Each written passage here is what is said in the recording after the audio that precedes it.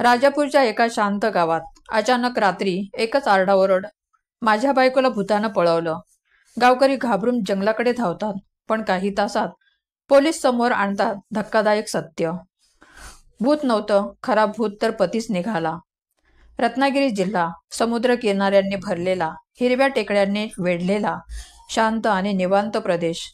येथील राजापूर तालुक्यातील परवळे सुतारवाडी हे गाव तर अजूनच शांत. आकाशात संत वाऱ्याचा स्पर्श, घराबाहेर बसलेले गावकरी, दुपारच्या वेळी गप्पांची मैफल, एकदम साधं शांत ग्रामीण जगणं. पण या गावाच्या शांततेला 25 सप्टेंबरच्या दुपारी धक्कादायक कायमस्वरूपी तडा गेला. हा दिवस होता सिद्धी नावाच्या एका महिलेचा शेवटचा दिवस आणि तिचा पती गजानन जगन्नाथ भोवड या माणसाच्या नकली कथांच्या पलीकडे दडलेलं भयानक सत्य उघड होण्याचा दिवस. सिद्धी गावात सर्वांना आवडणारी, शांत स्वभावाची, साधी घरकामात रमणारी स्त्री. घर आणि संसार यातच तिचं जग होतं. गजानन भोवड, वय 45, शेतात काम करणारा, शांत दिसणारा पण आतून सतत चिडचिड स्वभावाचा. घरात अधूनमधून किरकोळ वाद व्हायचे, पण गावकऱ्यांच्या समोर दोघेही नेहमी शांत दिसायचे. कुणालाच कल्पना नव्हती की हे शांत चेहरे आत खोलवर किती तडा गेलेले आहेत. 25 सप्टेंबरला दुपारी 2च्या सुमारास गजाननने अचानक सिद्धीला सांगितलं, चल तुला तुझ्या बहिणीकडे घेऊन जातो. सिद्धीने काही प्रश्न केले नाहीत. घरचे कपडे सांभाळत ती पतीसोबत बाहेर पडली. ती शांतपणे त्याच्या मागोमाग चालत होती.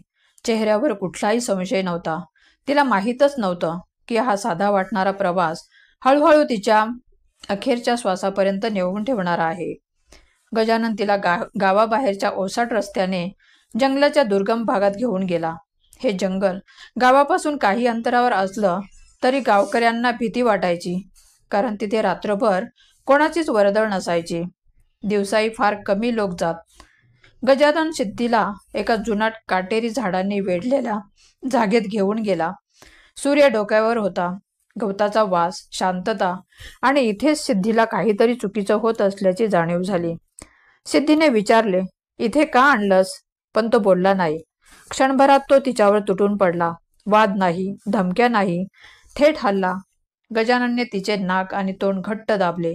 सिद्धी धडपडत होती, श्वास घेत नव्हती, आवाज फुटत नव्हता. या एकांतात तिचा जीव वाचवायला कोणी नव्हतं.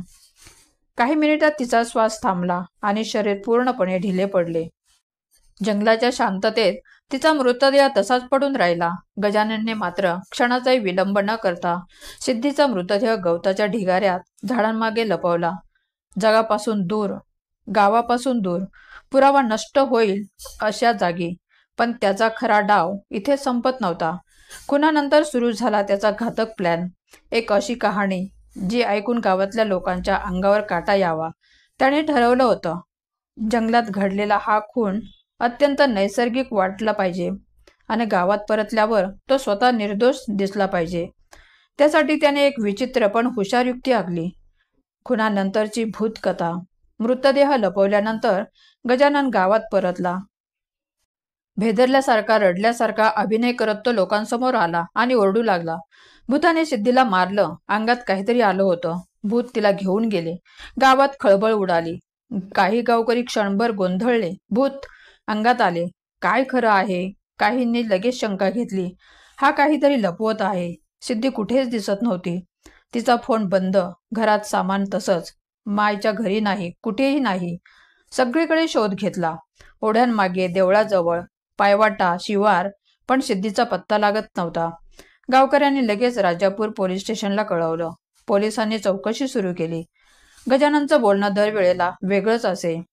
कधी ती रस्त्यावरून पळून गेली, कधी तिला पळवून नेलं, कधी तिला भूत लागलं होतं. पोलिसांना लगेच कळलं, हा माणूस खोटं बोलतोय. त्याच्या हालचाली, फोन कॉल रेकॉर्ड्स, गावकऱ्यांच्या साक्षी आणि त्याचं संशयास्पद वागणं हे सर्व त्यांच्या विरोधात जाऊ लागलं. पोलिसांनी त्याला वेगळं घेऊन विचारपूस केली. कठोर प्रश्न विचारले. त्याची भूतकथा थरथरू लागली. शेवटी पोलिसांच्या दबावाखाली गजानन कोसळला. त्याने तोंड उघडलं, मीच मारलं तिला. जंगलात कोण बघणार होतं? पोलिसांनी लगेच त्या ठिकाणी जाऊन पाहिलं. सिद्धीचा मृतदेह गवतामध्ये लपवलेला मिळाला. जंगलातील शांत जागा, गवतांमध्ये मृतदेह. गजाननने दाखवली ती जागा थरकाप उडवणारी होती. गजाननवर खालील गुन्हे दाखल झाले: हत्या, पुरावे नष्ट करणे, खोटी माहिती देणे. त्याला ताब्यात घेऊन न्यायालयात हजर करण्यात आलं. पोलीस सूत्रांनी तपासात सिद्ध केलं की मृतदेह लपवला गेला होता. त्यांनी पोलिसांना खोटी कथा सांगितली होती. पोस्टमॉर्टमने श्वास रोखून हत्या झाल्याचं स्पष्ट केलं. सर्व पुरावे एकाच दिशेने जात होते. गजानन खुनी आहे. या प्रकरणात प्रत्यक्ष साक्षीदार नव्हता. खून एकांतात झाला होता, पण सत्र न्यायालयात पोलिसांनी सादर केलेले पुरावे मजबूत होते. घटनास्थळ, मृतदेहाची अवस्था, डॉक्टरांचा रिपोर्ट, पतीचं बदलणारं उत्तर, मोबाईल लोकेशन, गावकऱ्यांच्या साक्षी, त्याची बनावटी भूतकथा. अदालतीला सर्व स्पष्ट झाले. ही हत्या होती आणि ती पूर्ण नियोजन करून केलेली होती. न्यायाधीशांनी अखेर निर्णय दिला: आरोपी गजानन जगन्नाथ भोवड याला आजन्म कारावासाची शिक्षा. सिद्धीला न्याय मिळाला. त्या दिवशी गजानन रडत फिरत होता. भूतानं मारलं असं सांगत होता आणि प्रत्यक्षात त्यानेच आपल्या पत्नीचा जीव घेतला होता. भूत नाही, राक्षसीपणा माणसांच्या मनात असतो. सत्य कितीही लपवलं तरी शेवटी बाहेर येतच. सिद्धी एक साधी स्त्री होती. तिला संसार करायचा होता, घर बांधायचं होतं, पण तिच्यावरच प्रेम, विश्वास आणि तिचं जीवन एका क्षणात हिरावलं गेलं. गजाननच्या बनावट भूतकथेने काही काळ लोकांना गोंधळात टाकलं, पण असत्य कायमच टिकत नाही. या घटनेबद्दल तुम्हाला काय वाटतं? तुमच्या प्रतिक्रिया खाली कमेंटमध्ये द्यायला विसरू नका. व्हिडिओ आवडल्यास लाईक करा. चॅनलवर नवीन असाल तर सबस्क्राईब करायला विसरू नका. धन्यवाद.